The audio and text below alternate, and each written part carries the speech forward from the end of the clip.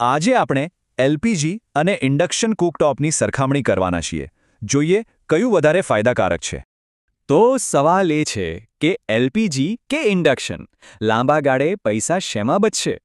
તો ચાલો શરૂઆત કરીએ એના શરૂઆતના ખર્ચથી, એટલે કે સેટઅપ કોસ્ટ. શરૂઆતમાં તો સ્ટવની કિંમત લગભગ સરખી જ છે, બહુ ફરક નથી. પણ એલપીજી કનેક્શન માટે તમારે ₹2200ની સિક્યોરિટી ડિપોઝિટ આપવી પડે છે.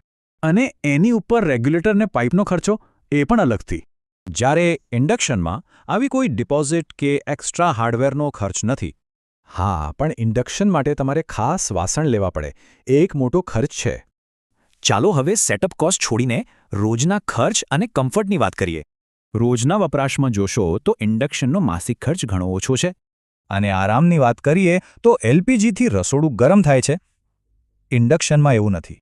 અને હવે સૌથી જરૂરી વાત, સેફટી, એટલે કે સુરક્ષા. ઇન્ડક્શનમાં ગેસ લીક કે આગનો ડર નથી. એમાં ઓટો ઓફ ફીચર પણ હોય છે. તો ચાલો હવે હિસાબ માંડીએ કે દર મહિને બચત કેટલી થાય છે. એકવાર સેટઅપ થઈ જાય પછી દર મહિને ખરેખર કેટલી બચત થઈ શકે? હિસાબ બહુ સિમ્પલ છે. એલપીજીનો ખર્ચ ₹913 માઇનસ ઇન્ડક્શનનો ખર્ચ ₹640. એટલે કે દર મહિને સીધા ₹273ની બચત. હવે વિચારો, આ નાની પણ સતત બચત ઘરના બજેટ પર શું અસર કરી શકે?